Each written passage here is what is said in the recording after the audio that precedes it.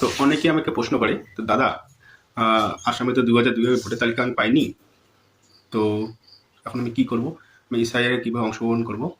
তো পশ্চিমবঙ্গে এসআইআর হয়েছিল 2002 সালে, আসামে কিন্তু 2002 সালে এসআইআর হয়নি।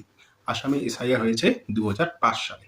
সুতরাং তোমাকে এসআইআরে অংশগ্রহণ করতে হলে, এনুমেরেশন ফর্ম ফিল আপ করতে গেলে তোমাকে 2005 সালের তথ্য আসামের লাগবে। তো সেটা কোথায় পাবে তোমরা? সেটা পাবে voters.eci.gov.in এই ওয়েবসাইটে গেলেই তোমরা ভারতবর্ষের যতগুলো রাজ্য আছে সব রাজ্যের সর্বশেষ এসআইআরের ভোটার তালিকা তোমরা এই ওয়েবসাইটে গেলেই পাবে। আর তোমাদের সুবিধার জন্য শেষে একটা স্ক্রিনশট তোমাদের সাথে শেয়ার করব, সেটা তোমরা স্ক্রিনশট করে সেভ করে রেখে দিতে পারো।